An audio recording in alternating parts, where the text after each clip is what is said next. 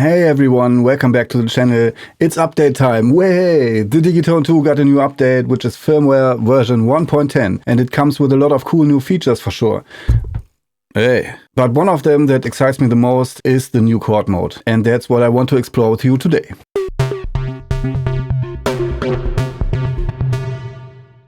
Hey, my name is Heiko. I go by the artist name Noga Sayan, and if this is your first time here, well, you're welcome. Be sure to subscribe to my channel so you don't miss out on any of my next upcoming videos. And additionally, this would help me big time to keep creating videos like this. So version 1.10 for the Digitone 2 is here. In order to bring this onto the device, go to elektron.se and download the new firmware. Then connect the DN2 with the computer and open the transfer app. Good advice is to check for any available updates for transfer also. Then unzip the firmware file and drag and drop it onto transfer. The Digitone recognized it straight away, and after you hit yes to confirm, the Digitone will just start the updating process, and once you're done, power cycle the device and you're good to go. A little disclaimer here right at the beginning, as every time. This video is not a full tutorial about the chord mode. I'm just fiddling around here and find out the new possibilities of 1.10. But if you want a full rundown and a tutorial on all the new features that come with the update, be sure to watch Elektron's very own video on their channel. Ricky did a great job explaining all the new features and where you can find them. Okay, so here we are with the firmware 1.10. Besides all other great additions like overbridge compatibility, which is not fully implemented yet, unfortunately, we have track swap, new options for the arpeggiator, which are crazy, but that's what excites me the most, the new chord mode. We know a chord mode already from the syntakt, but let me say the new chord mode on the Digitone 2 is way more deep and versatile. It can really be a song starter if you just sit down and fool around with it. It will almost every time deliver great results and new ideas. So let's start exploring it. So here we are with the new firmware 1.10 already installed. And again, this is not a full tutorial. I just want to show you the new chord mode and its capabilities. And yeah, kind of explore what you can do with it. So in order to go to the new chord mode, you have to hit function and this keyboard icon. And now you can select the normal mode, which is this one,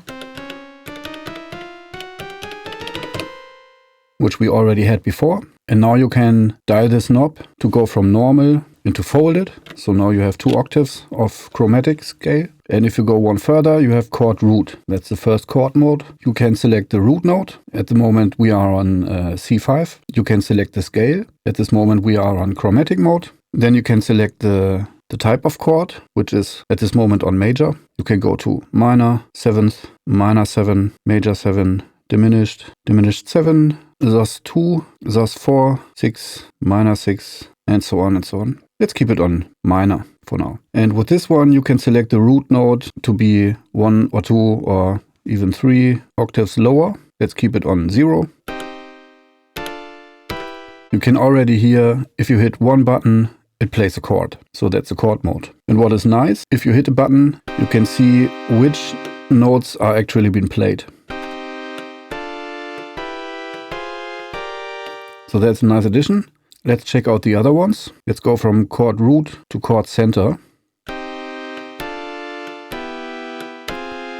So with this one, you can select the root note, which is still on C5. And the chord center mode will place the additional notes for the chord around that root note.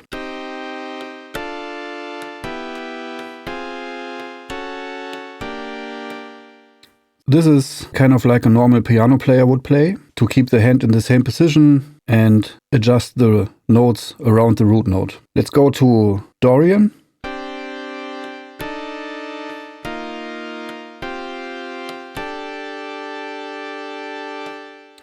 And the chord center mode is the mode that I like the most. If we now go from bass octave 0 to -1,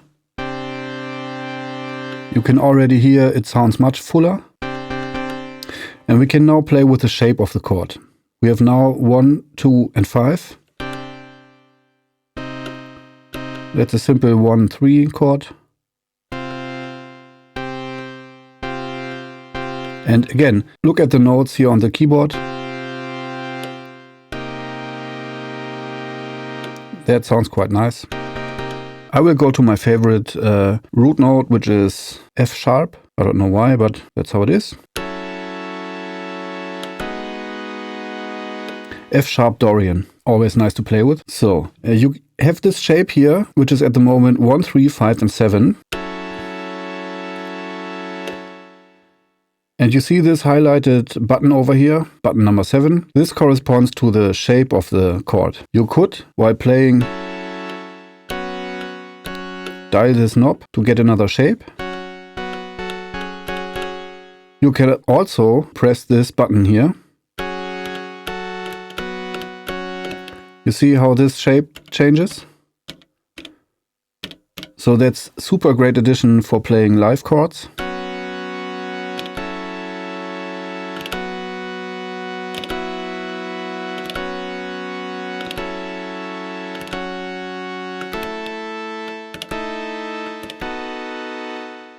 I'm not a piano player, but that's a great addition, so you don't have to dial this knob every time. You can just switch the shape modes while playing and pressing one of these knobs. Okay, what do we have next? Chord center, chord spread. So let's hear the difference. Let's go 1 octave down. Sounds quite nice already. If we now change the chord mode from chord center to chord spread, the notes that are placed around the root note will then spread to get a much wider sound. You hear that? The additional notes are being spread out over multiple octaves. So that's chord spread. Then you have chord memory. I will get back to that later, but for now, let's play with chord center.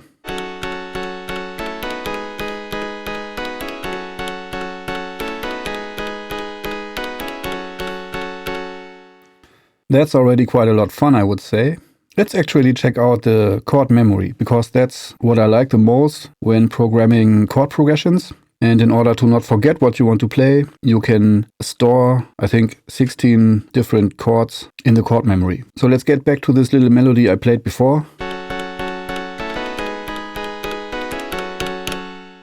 Let's save the first chord, which is this one. So, in order to reach the chord memory from this view, you have to hit Function and Yes. Now you're in the chord memory learn mode, and it says waiting for notes. So if you now hit the first chord, it's in the memory, and now you have to push Yes and Yes again. We go back to the chord memory mode in a second. But first, let's program in that little melody line, or this little chord progression. So the next ones will be 11 and 12. So hit Function and Yes.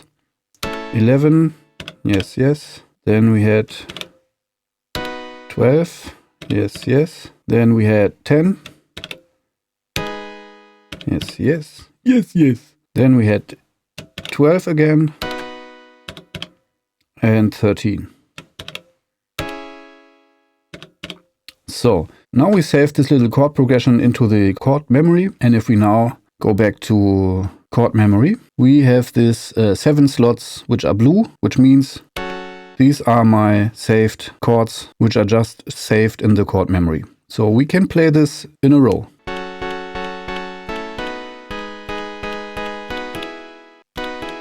Oh, that's okay. Let's clear slot. Yes. Okay, so this is how you can delete chords. So let's clear all of that.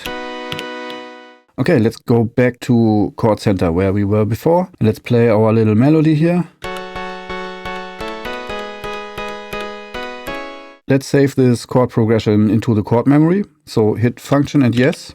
So that's the first one. Yes, yes.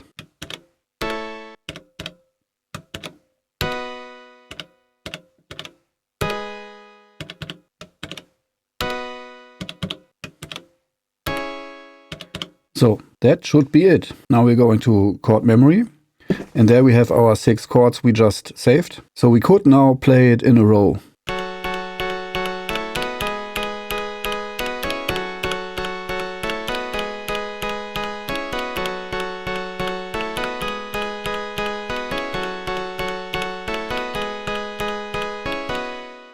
Okay, that's nice. So you could program the whole chord progression for one song in a row, and then you just know that every chord is fitting to the song, and you can play it from left to right, or you can play them how you want.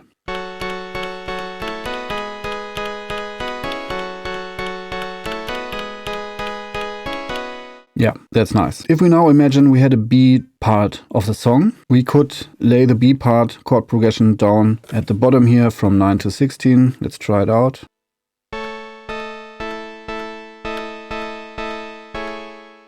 I changed the shape to 1, 3, 5, and 7. And let's now play around with the B part.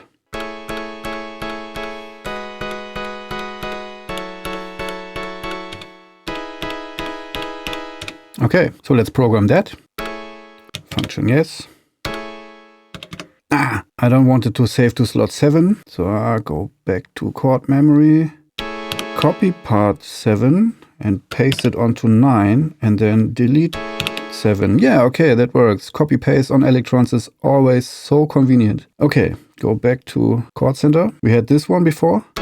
Now we want to have this one. Can I save chord to memory? I will save it to number 10. Hit yes. Now it should be saved to slot number 10. Then function yes. This one, yes. I will save it on slot number 11. Yes. And now one octave or one note down. Hit this one. Function yes. This one. Save it to number 12. Yes. Okay. So that should be it. Go to the chord memory. Then we have the A part.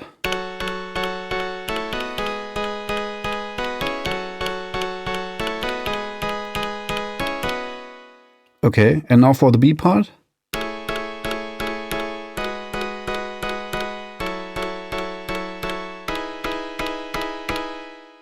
Okay, nice. Let's record something. Do we have a metronome? Metronome on. Pre-roll, yes. 1 bar, please. Thanks.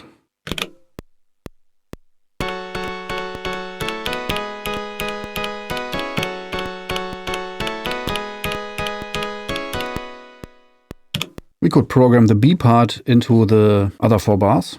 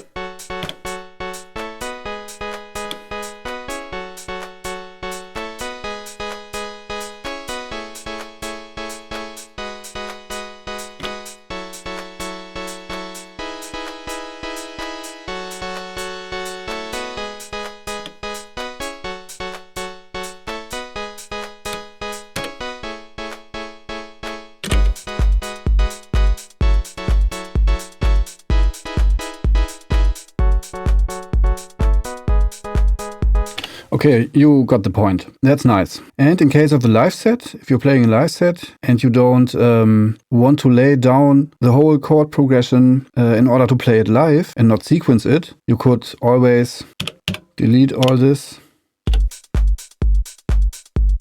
Then you could go to the chord memory. There you have your song and play it live and play like variations of it.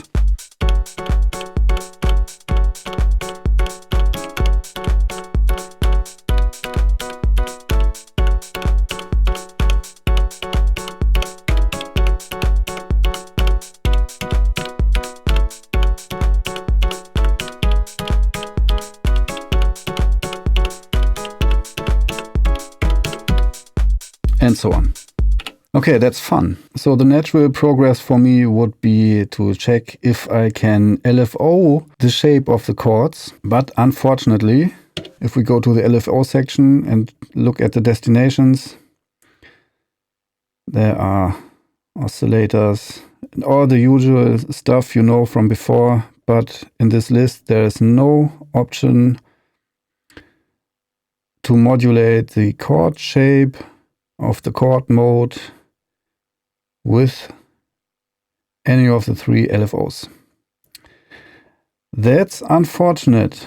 That would be super cool, because my plan was just to program one simple chord and then send an LFO to modulate the chord shape with a random amount. That would be super nice. So if Elektron sees this, I cannot imagine that Elektron sees this, but if you see this, would be super awesome to have the possibility to modulate the chord shape with an LFO. Yeah. So to summarize, I would say the new chord mod in the 1.10 update is a super inspiring addition to this already very deep and versatile instrument. You can come up with pretty deep and long chord progressions, and with use of the chord memory, you can play it live and in real time just how you would if you were a proper piano player.